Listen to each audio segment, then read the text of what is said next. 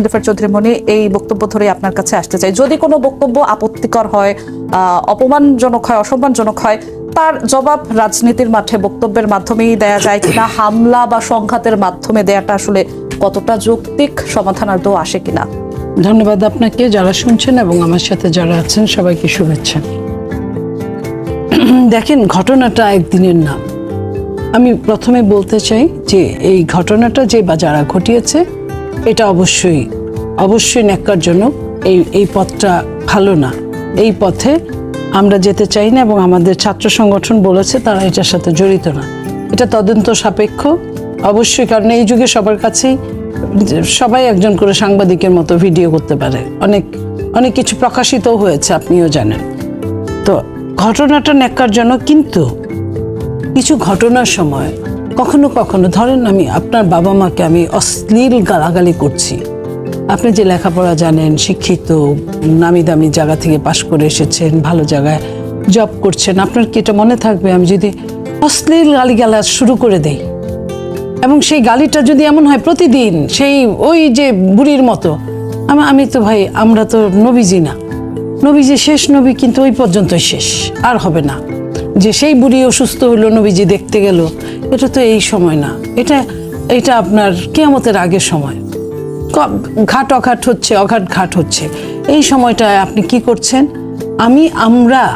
আমি ছাত্র রাজনীতি করা একজন মানুষ, আমি মিছিল করা মানুষ, মিটিং করা মানুষ, রাজপথে গাড়ি আটকানো থেকে শুরু করে, ধর্মঘট থেকে শুরু করে আমি হরতাল সব কিছু পালন করা, পিকেটিং করা একজন মানুষ।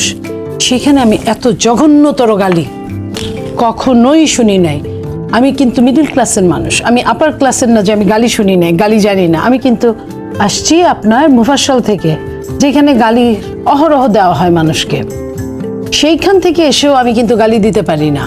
আপনি যদি আমার 15-20 বছর 25 বছর আমার বিভিন্ন টক শো দেখেন, কোথাও আপনি পাবেন না যে ইলিগ্যাল কোনো গালি দিয়েছি। যেইখানে একজন মানুষকে অসভ্য বললে পৃথিবীর সবচেয়ে খারাপ গালি এটা, এই গালির ব্র্যাকেটের মধ্যে আপনি যে কোনো কিছু ঢুকাতে পারেন, মানে সমস্ত সভ্যতার বাইরে তুমি এটাকে তাও একটা পরিপূর্ণতা দেওয়া যায় যে হ্যাঁ এটা একটা গালি, কিন্তু এটা একটা সমাজের, সভ্য সমাজের যে তুমি আনসিভিলাইজড। কিন্তু আজকাল যে গালিগুলো আমার বোন মনিরা এতক্ষণ বললেন, আমি তার আবেগের প্রতি সম্মান প্রদর্শন করছি। এই যে গালিগুলো আমরা পাই, এবং নারীরা, আমি অনেক দেখেছি শাহবাগে নারীরা, সেটা সব দলের নারীরাই পান। শোনেন, না আমি বিএনপির কোনো নারীরা আপনি এই গালিটা পাবেন না, কাউকে এই ধরনের গালি দেয় না। আমি আমার দলের কথা, বিএনপি একটা বড় সংগঠন, আমি সেই জায়গায় বললাম আমি সেই নারী সংগঠনেরও একজন, কিন্তু এই গালিটা আপনি ওইভাবে পাবেন না যে স্লোগানে কেউ এইভাবে গালি দেয়। এবং আমি ওইখানে দেখেছি যে নারীরা, নারীর অঙ্গ প্রত্যঙ্গ নিয়ে পুরুষরা স্লোগান দিচ্ছে, নারীরাও সাথে সাথে দিচ্ছে। এটা কোন সমাজে?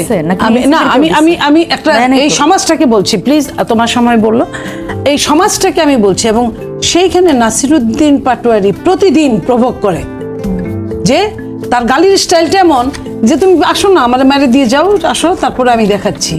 এটা কিন্তু এমন না, মুখেও বলে এই কথাটা যে যেভাবে গেছে আওয়ামী লীগ সেভাবে যাবে বিএনপি, এগুলো কিন্তু তাও সভ্যতার মধ্যে শোনা যায়। 2টা বছর যাবত আমরা গালির সাথে এক ধরনের আমাদের উঠা বসা হয়ে গেছে গালির সাথে, তারপরেও কিন্তু আমরা গালি দিইনি। হ্যাঁ, ওইখানে হইতে পারে মারামারি হয়েছে, কিন্তু ওইভাবে গালাগালি হয় না। যে গালাগালিটা প্রতিদিন নাসিরুদ্দিন পাটোয়ারি দেয় এবং ইন্ডিকেট করে কোনো মানুষকে, একটা সম্মানিত মানুষ হতে পারে, সম্মানিত মানুষ যদি আপনার অশুভন কাজ করে, অসম্মানিত কাজ করে, তার জন্য আইন আছে, আদালত আছে।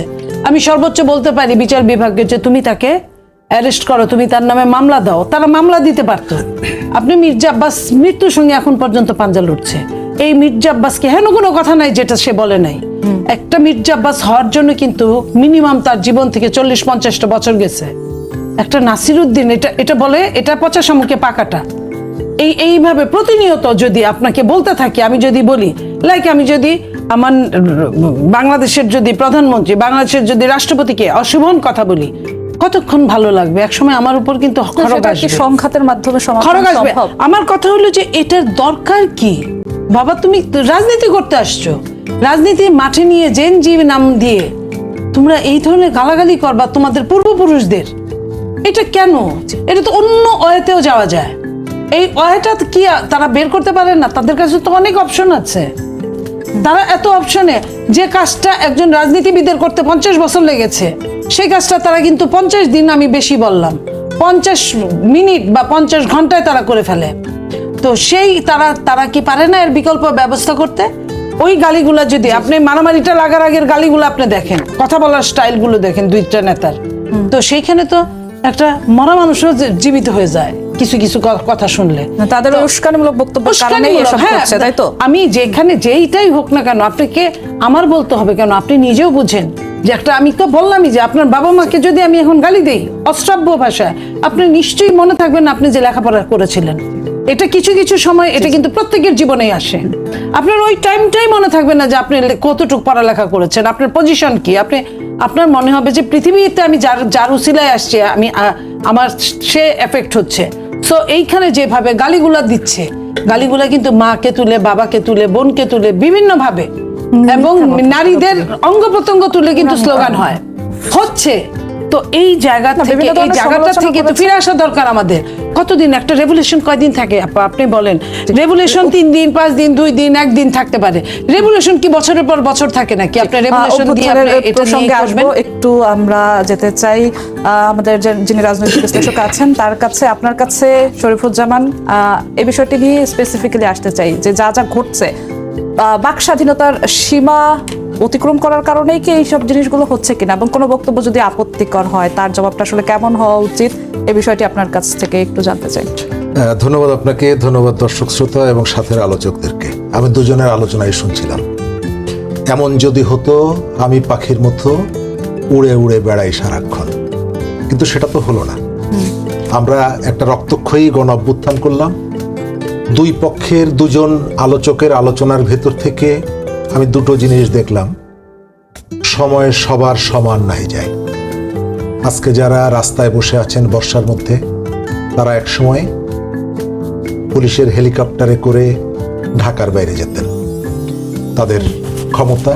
আবার গত 15 বছর আমাদের দেশের রাজনীতিতে খুবই আলোচিত হলো ট্রাক, বালির ট্রাক। আজকে সেই ট্রাক দেখলাম রাস্তার উপরে, যদিও তাতে বালি ছিল না, খালি ফাঁকা ট্রাক আর কি। তার অর্থ হচ্ছে যে আমরা এই যে পরিবর্তনের যে আকাঙ্ক্ষা এবং স্বপ্ন, এর ভেতর থেকে সংস্কৃতি এবং চর্চা, রাজনৈতিক চর্চা, কোনো জায়গায় যে খুব বড় কোনো পরিবর্তন আসেনি, এটা এর ভেতর থেকে প্রমাণিত হয়। এখন শুরুটা আসলে কোথা থেকে? আলোচনাটা হচ্ছে এনসিপিকে নিয়ে। এনসিপির যদি আমাকে বলেন, আমি 20-25 জন নেতার নাম বলতে পারবো। আমাদের মনিরা আপা আছেন, তিনি তো এই দলই করেন, তিনি আরো বেশি সংখ্যক মানুষের কথা বলতে পারবেন। মনি আপা তার থেকে আরো বেশি, তার থেকে হয়তো কম বলতে পারবেন। কিন্তু একজন মানুষের নামটা বারবার আসে, তিনি নাসিরউদ্দিন পাটোয়ারী। এনসিপির সব থেকে বড় নেতাকে আক্তার হোসেন। আপনি এই সময় পর্যন্ত তার সম্পর্কে কোনো অশ্লীল বা আক্রমণাত্মক কোনো বক্তব্য শুনেছেন? আমি শুনি। তাদের যে সেকেন্ড ম্যান নাহিদ ইসলাম, শুনি। নাহিদ তাদের প্রথম কিনা? আচ্ছা, এই যে মানে আমার এটা হলো এই যে দুইজন সভাপতি এবং সেক্রেটারি, তাদের সম্পর্কে কি এই কমপ্লেইনগুলো আসে? আসে না। আসেন একজন মাত্র ব্যক্তি, তিনি নাসিরউদ্দিন পাটোয়ারী। এখন তিনি এই যে আচরণগুলো করছেন, আমার ধারণা এর পেছনে একটা ইন্টেনশন আছে। এক একটা দলের মধ্যে এক একজন মানুষের এক এক ধরনের ইন্টেনশন কাজ করে। বিএনপির কথাটা আমি বলবো। বিএনপি এই যে আচরণগুলো করছে, বিএনপি আগের যে বিএনপি আমরা দেখেছি গণ অভ্যুত্থানের পরে, তার যে পরিবর্তনের যে প্রতিশ্রুতি, অনেকগুলো জায়গায় সেই প্রতিশ্রুতি সে পালনটা করছে না। মানুষকে যে প্রতিশ্রুতি, সেই প্রতিশ্রুতি পালন করছে না। একই সাথে আপনি রাজনৈতিক সংস্কৃতির যে পরিবর্তন, আপনি মির্জা আব্বাসকে চাঁদাবাজ বলছেন, এটি বিভিন্ন জায়গা থেকে, কিন্তু আপনি এই চাঁদাবাজি করার জন্য সুনির্দিষ্টভাবে আপনিও তো 2টো মামলা করতে পারেন, করেননি তো। পলিটিক্যাল যে স্পেসটা পাচ্ছেন সেখানে বলছেন। তো তার যে চাঁদাবাজি যে জায়গা স্পটগুলো আছে, আপনি বলতে পারেন কেন, মামলার দিকে যেতে পারেন। এক। সেকেন্ড হলো, গত কয়েকদিন আগে দেখলাম, এটা আমার কাছে ভালো লাগেনি, বাংলাদেশের পলিটিক্সে বিএনপির সমস্ত নেতাকে আমি পুত পবিত্র শুদ্ধ, এটি আমি বলতে চাই না। এই যে তার এটা মনিরা আপা যেটা বললেন, জিকে গৌসের কথা, আমরাও তো কিছু কিছু কথা শুনি এদের কাছ থেকে, মানুষের কাছ থেকে। মির্জা ফখরুল ইসলাম আলমগীর বাংলাদেশের রাজনীতিতে মোটামুটি বিতর্কহীন একজন মানুষ, মানে একেবারে তুলনামূলকভাবে তাকে নিয়ে বিতর্ক বা তিনি কাউকে ওইভাবে আক্রমণ করেছেন এই ধরনের আলাপ আলোচনা খুব একটা নেই। তার নাম প্রেসিডেন্ট পদে আলোচনায় আসছে, তার দল ঠিক করবে তারা কাকে রাষ্ট্রপতি হিসাবে মনোনীত করবে। তিনি একজন সিনিয়র পলিটিশিয়ান। আপনাকে কেন বলতে হবে যে মন্ত্রী হওয়ার ক্ষমতা নাই তোমার, তুমি রাষ্ট্রপতি হতে চাও? এটি কি শালীন? এটা কি প্রয়োজনীয়? এটা কি দরকার ছিল? এবং আমি যেটা মনে করি, মনিরা আপারা, নতুন দল, তাদের মধ্য থেকে কখনো কখনো যে ধরনের উদারতা এবং বিনয়টা থাকা দরকার, তাদের অনেক নেতার মধ্যে আমি সেটি দেখি। আবার একজন দুইজনকে আপনি বারবার বিভিন্ন সময় প্রতিদিন আলোচনায় থাকার জন্য এক ধরনের প্রবণতা আমি দেখি, এবং এর ভেতর থেকে আপনি বলতে পারেন যে আমাদের মধ্যে সহনশীলতা, আমাদের মধ্যে পরমত সহিষ্ণুতা, সব সময় আপনি পরমত সহিষ্ণুতা আপনি দেখাতে পারবেন না। আমাদের এখানে এই যে সোশ্যাল মিডিয়ায় লেখার কথা, তার জন্য অনেকে গ্রেপ্তার হতে দেখছি এই সময়কালে, বিএনপির অমুক নেতার বিরুদ্ধে কথা বলার জন্য। আবার যখন বিএনপি ক্ষমতায় ছিল না, সার্জিস আলমের একটা পোস্ট সম্পর্কে কমেন্ট করে একজন সরকারি কর্মকর্তা, তো তিনি তো চাকরিও হারিয়েছিলেন। সুতরাং মিম পেজ সম্পর্কে আপত্তি, এটি নিয়ে ট্রল করার জন্য সাদিক খান থানায় মামলা করেছিলেন। অর্থাৎ আমাদের এখানে আমার হাতে যখন পাওয়ারটা থাকে তখন একরকম, আমার হাতে যখন পাওয়ারটা থাকে না তখন একরকম। তার মানে কি যে আমি কথা বললে এই যে নাসিরউদ্দিন পাটোয়ারিকে উপলক্ষ করে আপনি এনসিপি যেখানে যাবে সেখানে তাদের উপর আক্রমণ করবেন? আমি এটিকে সঠিক মনে করি না। আমি যেটা মনে করি যে দুটো পক্ষ আপনি যদি রিয়েলি মিন করেন যে আপনি একটা গণঅভ্যুত্থানের ভেতর থেকে রাজনৈতিক কালচারটা পরিবর্তন করতে চান, তাহলে আপনাকে অবশ্যই নাসিরউদ্দিন পাটোয়ারিকে ঠেকাতে হবে, থামাতে হবে, এখানেই থামাতে হবে। আর ওই যে বিএনপি যদি মনে করে যে আমি আমার শক্তি দিয়ে তোমাকে বাক্সবন্দি করে ফেলবো, এই যে পুরনো যে প্র্যাকটিস, এই যে মনোভাব অথবা এই যে হিস্ট্রি, সেখান থেকে বিএনপিকেও বের হতে হবে। এই কারণে যে আমরা আমাদের যে স্বপ্নের যে পরিবর্তনটা, এই দুটোর কোনো ঘটনাই সেই পরিবর্তনটাকে রিপ্রেজেন্ট করে না, মিন করে না। আপনাকে দুই পক্ষকেই এই কাজটাকে স্টপ করাতে হবে। জি, আপনার কাছে আবারও আসবো শরীফুজ্জামান শরীফ। মনিরা শারমিন, আপনার কাছে একটু আবার যেতে চাই। লাস্ট একদম শরীফুজ্জামান যেমনটা বলছিলেন যে এনসিপিকে নাসিরউদ্দিন পাটোয়ারিকে ঠেকাতে হবে, একমাত্র নাসিরউদ্দিন পাটোয়ারি যিনি সবসময় আলোচনায় থাকে। একদম শুরুতে আপনি বলছিলেন যে কোন ধরনের খবরে ডট ডট ব্যবহার করতে হয়েছে, আমাকে ডট ডট ব্যবহার করে বলতে হবে। তিনি মির্জা আব্বাসের পক্ষ থেকে যখন মানহানির মামলা করা হয়েছিল নাসিরউদ্দিনের পাটোয়ারির বিরুদ্ধে, তিনি তখন বলেছিলেন তুমি কোন ডট ডট আব্বাস, তুমি আসছো মামলা করতে, তোমাকে গোনার টাইম নেই। ডট ডট আমি উচ্চারণ করতে পারছি না, আপনি যেহেতু জানতে চেয়েছিলেন তাই বললাম। তো ছাত্রদল আজকে এই প্রসঙ্গে বলেছিল যে স্বাভাবিক পরিস্থিতি জটিল করতেই নাসিরউদ্দিন পাটোয়ারি এমন বক্তব্য দিয়ে যাচ্ছেন। ব্যাপারটা কি আসলে ওনার ব্যক্তিগত বক্তব্য, নাকি আসলেই এটা আপনাদের এক ধরনের ট্রিক্স স্বাভাবিক পরিস্থিতিকে? আচ্ছা, আপনি আমাকে বলেন তো যে এই যে বিএনপির যে এত এমপি মন্ত্রী আছেন, তাদের সবার মানে বলার কন্ট্রোল কি জনাব তারেক রহমানের আছে? নাই তো, তারা বেফাস মন্তব্য করে না। এখন ডট ডট দিয়ে তো আমিও বিএনপির অনেক নেতার কথা বলতে পারি। একজন খুব বর্ষিয়ান নেতা, তিনি বললেন আমি ডট ডট করে ভাসিয়ে দিব, তাই না? তো এইটা তো ওনাদের যে বয়স, ওনাদের যে অভিজ্ঞতা, ওনাদের যে এত বছরের রাজনৈতিক জার্নি, এটাতে তো আমরা এগুলো এক্সপেক্ট করি না। তাহলে এখন আমি যদি বলি যে তাহলে মানে ওনাদের মতো লোকজন এই ডট ডট করে ভাসিয়ে দিব, তাহলে এই ধরনের কথাবার্তা কিভাবে করে বলেন? তাহলে এইভাবে করে আমরা যদি প্রত্যেকটা মন্ত্রী এমপির কথা এভাবে বলতে থাকি, তাহলে তো এরকম প্রচুর বিএনপির মধ্যে এরকম বেফাস কথাওয়ালা লোকজন পাওয়া যাবে। তাহলে কি এখন আমি বলবো তাদের উপরে হামলা করা জাস্টিফাইড? তাদের উপর যদি এই কারণে হামলা হয়? নিশ্চয়ই না। তো আপনি কথার জন্য হামলা করবেন, সন্ত্রাসী কর্মকাণ্ড করবেন। দেখেন বাংলাদেশের মানুষ আজকে কি দেখতেছে? বাংলাদেশের মানুষ আজকে দেখতেছে যে আবার সেই হামলা মামলা সংস্কৃতি রাজনীতিতে শুরু হলো, এটাই তো দেখছে। তাহলে আমরা বাংলাদেশের মানুষকে কোন ধরনের রাজনীতি উপহার দিতে চাই, এটা একটা বড় প্রশ্ন। এবং দেখেন এই যে নাসিরউদ্দিন পাটোয়ারির এই বিষয়টা যদি আমি একদম ধরি যে হ্যাঁ, আমিও তার অনেক বক্তব্যের সাথে একমত না, কিন্তু তারপরেও কিন্তু আমি এটা কোনোভাবেই সমর্থন করব না। আপনি যতই যুক্তি দেন আমাকে, কোনোভাবেই আপনি একজনের উপরে হামলা করা, শারীরিকভাবে নির্যাতন করা, হামলা করা আপনি কোনোভাবেই সমর্থন করতে পারেন না। এবং এর পক্ষে যারা মত উৎপাদন করে, যেই রাজনীতিবিদরা, তাদের রাজনীতি করার কোনো দরকার নাই, একদমই কোনো দরকার নাই। যারা এই ধরনের হামলার উপরে এবং নিজেদের ছাত্র সংগঠনের যেই ধরনের সন্ত্রাসী কর্মকাণ্ড, এটার পক্ষে মত উৎপাদন করে, তাদের রাজনীতিতে আসলে প্রাসঙ্গিক থাকার কোনো যোগ্যতা নাই। কারণ আপনি দেখেন এই নাসিরউদ্দিন পাটোয়ারির নানান ধরনের কথাবার্তা, এগুলোর সাথে আপনি দ্বিমত করতে পারেন, আপনি তাকে বকা দিতে পারেন। এবং দেখেন একজন রাজনীতিবিদ, এটা তো এনসিপির কোনো অবস্থান না। মানে ধরেন সে যেগুলা বলে সেগুলো কি এনসিপির কোনো মানে জায়গা থেকে এনসিপিকে এন্ডোর্স করে? অনেক কথাই তো বলে। এবং দেখেন যে আসলে এই রাজনীতিটা করবে, অনেকেই কনস্ট্রাকটিভ রাজনীতি করে, অনেকেই গঠনমূলক কথাবার্তা বলে, অনেকেই নতুন রাজনৈতিক বন্দোবস্তের কথা বলে, মানুষকে পজিটিভিটি দেখায়, অনেকেই এই ধরনের এক একটা ক্যারেক্টার হিসেবে দাঁড়ায় না?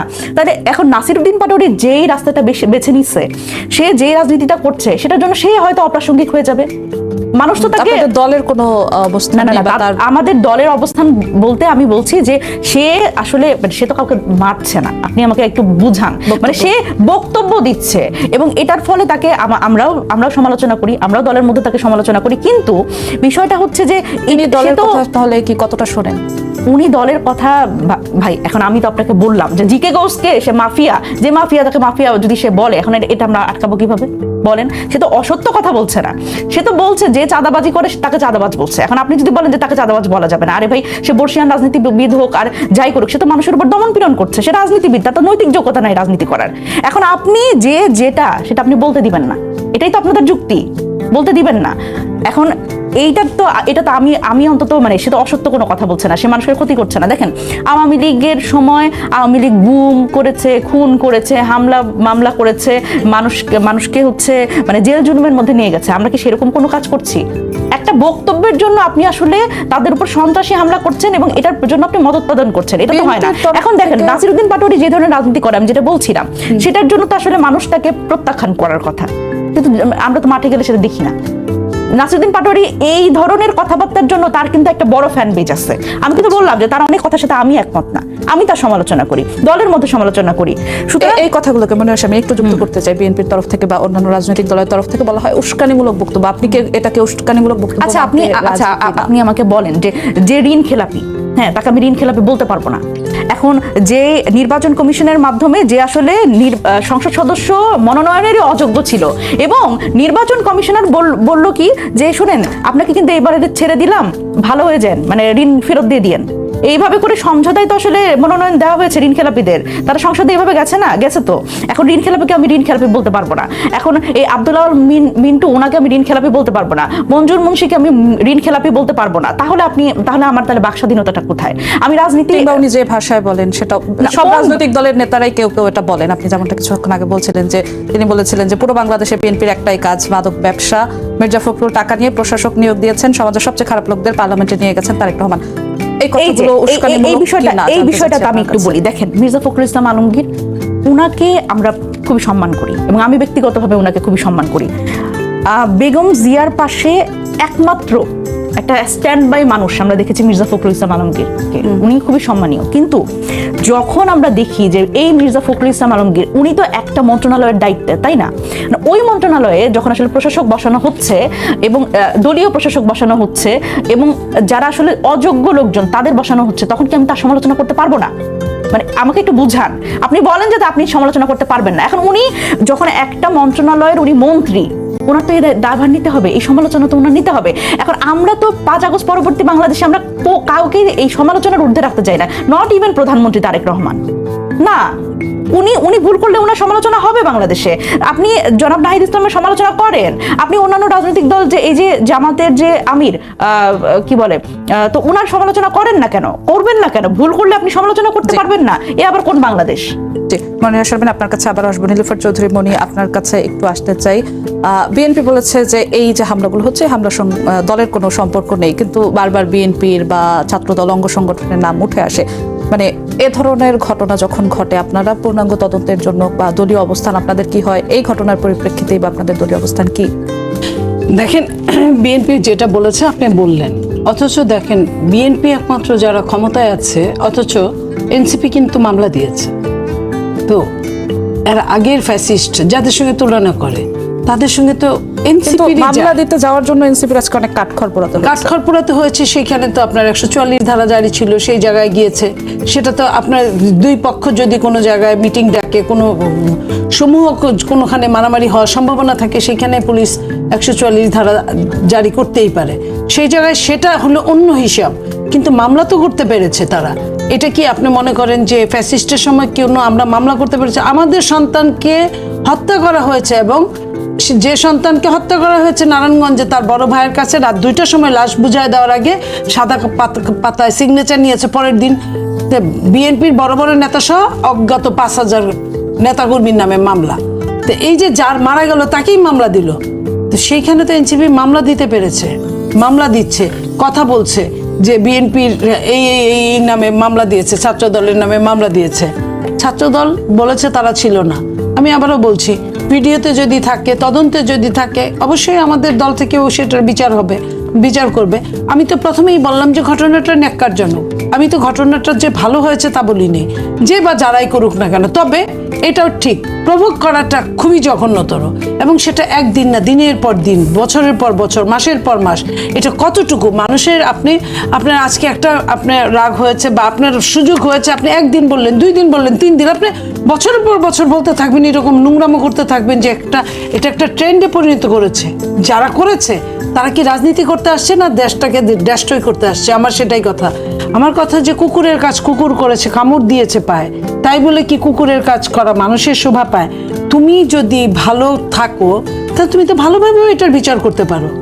কুকুরের জন্য কত কিছু আছে, ইনজেকশন আছে, ওষুধ আছে, কত কিছু আছে। তুমি তার সঙ্গে কেন তুমি যে এত নোংরামি করবা? তার চেয়ে বেশি বড় করে নোংরামি করছো। তুমি বলতা, তুমি মামলা করতে, যে কথাটা আসলো তারা মামলা করতে পারতো, তারা অনেক কিছু করতে পারতো, তারা সদ্য ভাষায় সমালোচনা করতে পারতো। সেটা না করে এই যে যতবার করে বলছে মনিরা যে জিকে ঘোষ চাঁদাবাজ, জিকে ঘোষ সন্ত্রাসী, জিকে ঘোষ গডফাদার, ইত্যাদি ইত্যাদি, এটা কি তার জায়গা থেকে এটা বলা ঠিক হচ্ছে? এখানে জিকে ঘোষ কি করেছিল? ওই মারামারির মধ্যে কি জিকে ঘোষ ছিল? বরং জিকে ঘোষকে নিয়ে বাজে কথা বলা না, হয়েছে। ওই এলাকায় ত্রাসের রাজত্ব তো করে রেখেছে। জিকে ঘোষের কথা মতো কি তাকে তারা মেরেছে? এখন আমার কথা হচ্ছে যে আসামি তুমি জিকে ঘোষকেই দাও, কিন্তু এতবার বলার তো কোনো কারণ নাই। এই যে ছিল না, যে চাক্ষুষ ছিল না, তাকে হেন কোনো এই যে অশুদ্ধ অসভ্য সভ্যতা দিয়ে কথা বলা হচ্ছে, বলার হেন কোনো কথা নাই বলছে রাজনৈতিক দলের আমরা কিন্তু তারপরেও কিছু বলছি না। শোনেন, 5ই আগস্টের পরে থেকেই, মানে প্রথম দিন থেকে বিএনপিকে যেখানে যেভাবে পেয়েছে, তখন তো বৈষম্য বিরোধী ছিল, তারা মনে করছে, আওয়ামী লীগ যেমন মনে করেছিল যে বাংলাদেশ আমার বাপের, তারাও এরকম মনে করে যে বাংলাদেশটা আমার বা আমার বাপের। চৌধুরী মনি, একটু যুক্ত করি। আজকে প্রধানমন্ত্রীর রাজনৈতিক উপদেষ্টা রাশেদ খান এইসব ঘটনার পরিপ্রেক্ষিতে বলেছেন, নাসিরউদ্দিন পাটোয়ারি কি মির্জা ফখরুল ইসলাম আলমগীরের জুতা টানার যোগ্যতা রাখেন কিনা, এনসিপির নেতাদের মানুষ ঝেঁটিয়ে বিদায় করছেন, এটাই তাদের সৌভাগ্য। এগুলো কি উস্কানিমূলক বক্তব্যের মধ্যে পড়ে কিনা? আমি রাশেদ খানের বক্তব্যের সঙ্গে আমি একমত না। আমি আমার টুক বলতে পারি। আমার রাশেদ খান বিএনপি কয়দিন যাবত করে, রাশেদ খান প্রধানমন্ত্রীর রাজনৈতিক উপদেষ্টা হতে পারে। প্রধানমন্ত্রী, মাননীয় প্রধানমন্ত্রী বলেছিলেন এই নির্বাচনের আগে থেকেই 31 দফাতে ওরকম আছে যে একটা উনি জাতীয় সরকার করবেন। সেই জাতীয় সরকারের প্রেক্ষাপটে দলের বাইরে থেকে অনেকেই কিন্তু আসছে উপদেষ্টা হয়ে, যারা কোনো দলও করে নাই। যেমন ববি হাজ্জাজরা একটা সময় দল করেছেন, কিন্তু অনেকেই আছেন যেমন ধরেন জাহিদ, ডাক্তার জাহিদ, সে মান্না ভাইয়ের দল করেছিলেন, তারপরে সেটাও বাদ দিয়েছিলেন। তারপরে তিতুমির, এই টাইপের অনেকেই আছে যারা কিনা কোনো দল করে নাই, তাদেরকেও নেওয়া হয়েছে। তো রাশেদ তো বিএনপি করা ছেলে না, বিএনপিতে যোগ দিতে পারে। তাকে যদি কোনো মূল্যায়ন করে থাকে, সেটা তার দল হিসেবে মূল্যায়ন করেছে। এখন অন্য দলের একজন কি বললো না বললো, এবং এই এনসিপির যারা আজকে নেতা, তাদের সঙ্গে একসময় দহরম মহরম ছিল, তারাই, এবং এই এনসিপির ম্যাক্সিমামই রাশেদদের দল করতো তখন 18-র আন্দোলনে। তো তারা তাদেরকে ভালোভাবে চিনে, ওই হিসেবে হয়তো বলেছে। বাট রাশেদের বক্তব্য, আপনারা দল হিসেবে এসব উস্কানিমূলক বক্তব্য সমর্থন করেন কিনা বা আপনাদের আমরা দলের স্ট্যান্ড কি? কোনোভাবেই কোনো উস্কানিমূলক বক্তব্য, বিএনপি কাজে বিশ্বাসী, কথায় বিশ্বাস করে না। যে বড় বড় কথা বলবে, আপনি দেখেন ছাত্র দলের প্রেসিডেন্ট কি বলছে, সেক্রেটারি কি বলছে, যুবদল কি বলছে, বিএনপি কি বলছে, বিএনপির মহাসচিব কি বলছে, তাদের কথাটা আপনাদের কাউন্টেবল। বাট বিএনপি এইসব নিয়ে প্রথম দিন থেকে তারা যে ধরনের বাজে কথা বলছিল, বাজে কথার যে একটা, এই দেশে এখন বাজে কথার একটা মেলা হয়ে গেছে। মানে এটা বাজে কথা, যে কোনো জায়গায় যে কোনোখানে ব্যবহার করা হয়, আপনি সে যে লোকই হোক না কেন। আমি আমার অবস্থাটা দেখেছি যখন আমি কি বলেছিলাম, আমি বলেছিলাম যারা হাদিকে মেরেছে তারা হাদিকে ব্যবহার করার জন্য মেরেছে। একটা উদাহরণ দিয়ে একটা প্রাণীর নাম বলেছি, সেই প্রাণীটা ইল্লিগেলও না। অনেকে তো বলছে বলির পাঠা বানাইছে, বলির পাঠা মানে হিন্দুদের যখন বলি দেয় সেটা মুসলিমের জন্য হারাম, সেটা বলেছে। আমি তো তাও বলি নেই। সেটা নিয়ে যে ধরনের বাজে আমাকে নিয়ে কথা হয়েছে সমস্ত শাহবাগে যেভাবে, এবং একটা সময় মাননীয় আজকের প্রধানমন্ত্রী উনি হাদির কবর জিয়ারতে যাবেন, তাকে এম্বার্গো দিয়ে দিল আজকে মাননীয় ডেপুটি স্পিকার এবং আমার নামে, যে আমাদের বহিষ্কার না করলে তাকে ঢুকতে দিবে না। বুঝেন আপনি কথাটা? তারপরে কি হয়েছে, আমি লাইনটা শেষ করি। তারপরে কি হয়েছে, ছাত্র দলকে যখন বলেছে তোমরা সকালবেলা শেষ রাতে গিয়ে পাহারা দাও, আমি যাব। তো কারণ আমি যার দল করি সে কি করবে সেটা আপনি তো বাধ্য করতে পারেন না। মাননীয় প্রধানমন্ত্রী যখন ছাত্র দল পাঠিয়েছে বা দল যখন পাঠিয়েছে মাননীয় প্রধানমন্ত্রী যাবেন, তখন প্রধানমন্ত্রী না নেতা, তখন আপনার তারা কিন্তু সুসুর করে তখন চলে গিয়েছে। এই যে তাদের যে অবস্থানটা, এই যে নোংরামোটা, তারা ডিসিশন নিবে আমার দলে কি করবে, এটা কি হয় কোনোদিন? আপনার কাছে আবার আসবে এই প্রশ্ন ধরেই। শরীফুজ্জামান শরীফ কিছুক্ষণ আগে 144 ধারা জারির কথা বলছিলেন নীলুফার চৌধুরী মনি। গতকাল যেটা ঘটেছে এনসিপির এই হবিগঞ্জে যাওয়া উপলক্ষে বক্তব্য ঘিরে সবকিছু নিয়ে, এই এনসিপির কর্মসূচিকে কেন্দ্র করে 144 ধারা জারি করা কি প্রয়োজনীয় পদক্ষেপ ছিল, নাকি রাজনৈতিক কর্মসূচির উপর অতিরিক্ত নিয়ন্ত্রণ ছিল? আপনার কি মনে হয়? প্রথম জায়গাটা, বিএনপি যদি না চায় কোনো জায়গায় কারো পক্ষে সম্ভব না কোনো রাজনৈতিক দলের সভা সমাবেশে পেটানো দিনের বেলায়। কালকে হবিগঞ্জে বিএনপি এবং বিএনপি প্রশাসন, সেখানকার প্রশাসন চেয়েছে বলে কি হয়েছে। তারা যদি বলতো এই যে বলছে এদের আমরা কেউকে চিনি না, কেউ না, আসলে এটি ঠিক না। আপনি তাদের রাজনৈতিক পরিচয় পাবেন। একই সাথে আমি আগের যে অংশটা বললাম, আপনার বাড়ির সামনে প্রতিদিন সন্ধ্যাবেলা গিয়ে আমি আপনাকে কতক্ষণ গালাগালি করব এবং আপনাকে আমি বলবো যে তুমি এটাকে কাউন্টার করো, আমার বাড়ির সামনে এসে গালাগালি করে যাও। আপনি তো সেটা নাও পারতে পারেন। তার মানে এই না যে আমি প্রতিদিন স্বাধীনতা মানে যা খুশি তাই করার স্বাধীনতা না। আপনি যে সংস্কৃতিটার পরিবর্তনের কথা বলেছিলেন, আমি এই জায়গাটায় সংস্কৃতির পরিবর্তন দেখছি না। এবং আমি দেখছি ওই যে আমি বললাম এনসিপির অনেক নেতা, কারো সম্পর্কে তো এই অভিযোগগুলো আসে না। একজন, কারণ কি? কারণ হচ্ছে সম্ভবত তিনি আলোচনায় থাকতে চান, আলোচিত হতে চান, তাকে নিয়ে মানুষ আলোচনা করুক এটি চান। তো এটি যদি সত্য হয়, এই যে আপনি যেটা বললেন যে পার্লামেন্টে অযোগ্যদেরকে নিয়ে বসানো হয়েছে, বললেন না, তারেক রহমান অযোগ্যদেরকে নিয়ে বসিয়েছে, তাহলে তার দলেরও তো 6 না 8 জন পার্লামেন্টে আছেন। এটিকে আপনি কিভাবে বলবেন? তার কতগুলো বক্তব্য আছে যে বক্তব্যগুলো আসলে সংগঠন যদি গঠনতন্ত্র মেনে চলে তার জন্য তার শোকজ হওয়া উচিত। আমি মনে করি যে সাংগঠনিক শৃঙ্খলার জায়গা, এই জায়গা থেকে বের হওয়ার কোনো সুযোগ নাই। এই কারণে সুযোগ নাই, আমরা যতই উপর থেকে দেখাই যে আমরা অনেক ভালো হয়ে গেছি, আমাদের এখানে যত সব থেকে খারাপ যে মানুষটা ছিল, যে মানুষগুলো ছিল, তাদেরকে আমরা বিতাড়ন করেছি এবং আমরা ভালো হয়ে গেছি। আমরা আসলে ভালো হইনি। আমরা যত ভালো দাবি করছি প্রত্যেকেই হচ্ছে সুযোগের অভাবে। আমার হাতে যখন অসীম ক্ষমতা থাকবে তখন আমি সেটি প্রয়োগ করেছি, নানাভাবে প্রয়োগ করেছি। আজকে ক্ষমতা নেই, প্রয়োগ করতে পারছি না। এই যে ধান খেতে পাট খেতে ঘুমানো বিএনপি, আপনি তাকে দেখছেন হঠাৎ করে কিভাবে রুদ্রমূর্তি ধারণ করছে। ওই যে কালকে যাদেরকে দেখলেন রড নিয়ে দৌড়াচ্ছে, আমার ধারণা আজ থেকে 5 বছর আগে এরাই পালিয়ে বেরিয়েছে। এখন কেন পালায় না? এখন হচ্ছে ক্ষমতা আছে। আবার এই এনসিপি অন্তর্বর্তী সরকারের সময় রাষ্ট্রটা তো তাদের কথা অনুযায়ী চলতো।